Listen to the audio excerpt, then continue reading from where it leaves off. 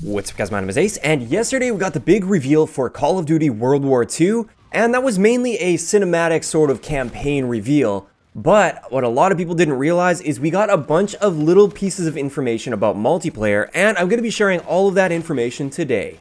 Let's get into it.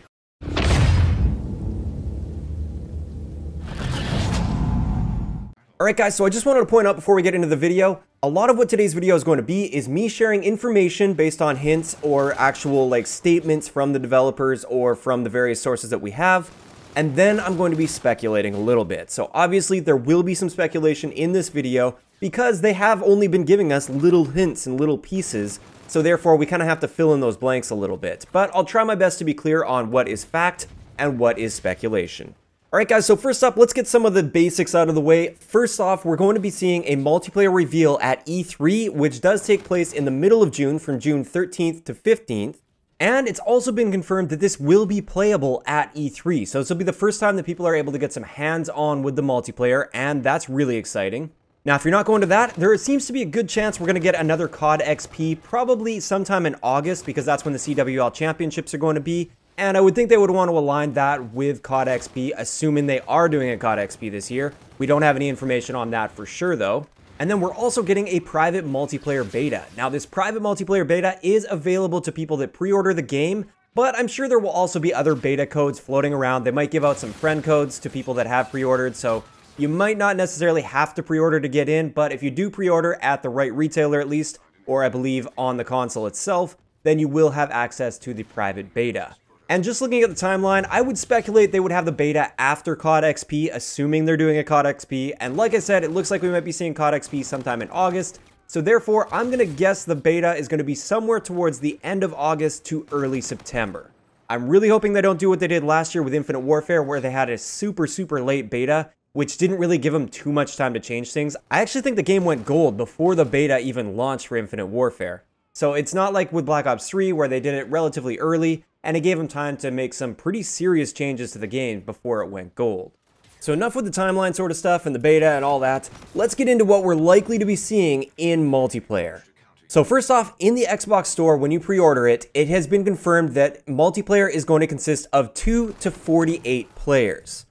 Now, some people have been speculating that instead of 6v6, we're now going to be seeing like 24v24, or at least some modes that are going to be 24v24, and then other modes are going to be like 18v18 or something along those lines.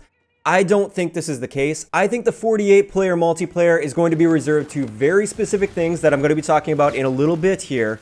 And in general, multiplayer matches are still going to be 6v6 or maybe 8v8 or something along those lines. Now, the first reason I feel that it's not going to be the case for like all modes by any means is the feature we're going to be talking about right now called Headquarters.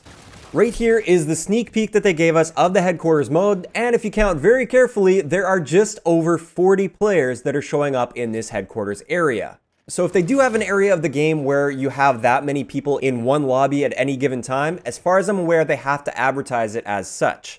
They can't say it's a 12-person multiplayer if there's an area where there's going to be 48 players there at any given time. With Headquarters, it is not a game mode. This is more something that goes on between games. I don't know if it's between every single game or if you have the option to go there. This could be like the new menu system essentially. So instead of just being in a menu, you're actually a character that has to like run around and like search for a game or something like that. This is a little bit of speculation there. And one thing that we do know about this is it is designed to show off your achievements and your customization of your character in the game.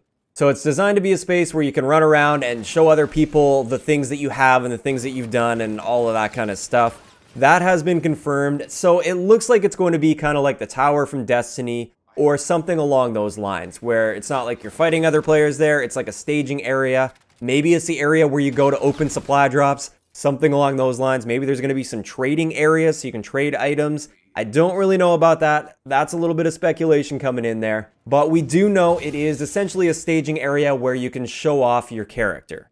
So that's the first feature that they've talked about that relates to multiplayer. Next is a brand new mode called War. And this doesn't appear to be the War game mode back from World at War. We do have some details on this from a Gamesradar interview with Michael Condrey. And in this interview, he described War as a series of objective-driven conflicts. And he goes on to give an example. He says, for the allies, it might be push through the hedgerows, take the hill, destroy the radio tower, and then take out the 88s. And then from the Germans' perspective, it would be hold the line at the hedgerows. If you lose that, pull back to the barn. If you lose the barn, pull back to the radio tower. If you lose the radio tower, defend the 88s. So essentially, this is a brand new style of game mode. This could also utilize a larger player base than just 6v6. Maybe this is going to be a mode where we're going to see something like 24v24. Perhaps it's going to be played across multiple maps, or perhaps it's going to have its own very unique maps that aren't actually in the multiplayer modes.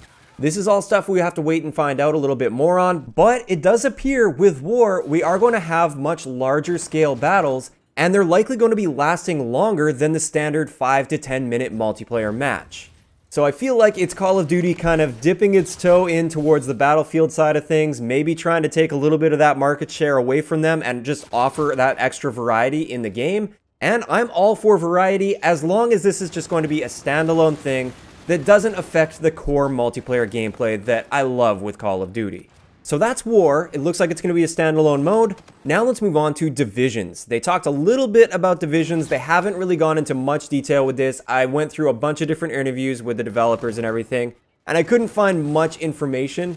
But as far as I can tell, based on all the descriptions and everything, this is essentially going to be mission teams in World War II. It seems to be taking the idea of mission teams where you can select your team or your division, and you rank up through that division as you play regular multiplayer matches, and you get unique unlocks and rewards for playing through that division and leveling it up.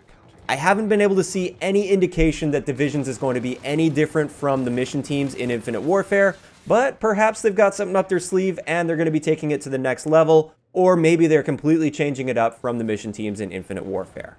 This is something we're just going to have to wait until we get some more information about. So those are the main points that they've touched on for multiplayer, but a few other things that I wanted to clear up. First off, there's been a lot of information with campaign. It looks like we're not going to have regenerating health. Essentially, you're going to need to find a medic or maybe call a medic to come and heal you. And the whole idea behind this in the campaign is to try and keep your squad together and keep those guys alive and really work together as a squad. And I think this is an excellent idea for campaign, but there's been no indication and it's extremely unlikely that this system would be coming to multiplayer. They've been talking so much about taking Call of Duty back to its roots, taking the gameplay back to its roots. And this would be such a drastic change, it would be nowhere near the roots of Call of Duty. So campaign, yes. Multiplayer, I would say absolutely not. Although I will say it hasn't been 100% confirmed. So one last thing I wanted to point out here is the potential for a little bit of multiplayer footage here that we got a sneak peek at when they were showing off this game during the live stream. So this is all on the live stream. This isn't a leak. This is officially like uploaded by them. We just don't know for sure if this is single player or if this is multiplayer. But we do have a little look at gameplay from these two clips right here. In this first clip, it looks like the guy has a grease gun and he's shooting at an enemy across the street.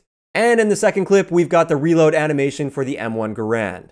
Now, there's no heads-up display or anything like that, and obviously this is a very early build of the game. There's a very solid chance this is just single-player footage, but it could also potentially be multiplayer. We really don't know at this point. I just wanted to tag this on to the end of the video here, just so you guys can see like a little bit of actual gameplay, not just cinematics from the trailer that we saw, and maybe it'll give a general indication of what the game is going to be looking like. So there we have it. That's going to wrap it up for all the multiplayer details that I was able to find based on all the interviews that I saw with the developers, as well as the big world reveal that we had yesterday. There's actually a decent amount of multiplayer stuff in there if you do the digging and find everything you need to find. So far from everything I've seen, it looks pretty promising. Headquarters, I'm a little bit unsure about. I feel like it might just be a gimmicky sort of thing that I really don't care about at all. But all of the other stuff that I mentioned in this video seems fairly promising.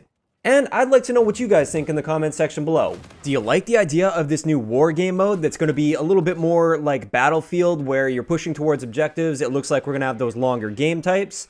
And what do you think of the headquarters system that they're going to be adding to the game? Do you think that there might be some more things that they're going to be adding that I didn't touch on today? And do you think it's going to be more of a gimmick, or is it going to be some revolutionary thing that makes this game amazing? Please let me know your thoughts in the comment section below. For me, I just can't wait for that multiplayer reveal at E3. If you enjoyed the video, a like rating is always appreciated, and don't forget to subscribe for more if you haven't already. I'll talk to you guys next time.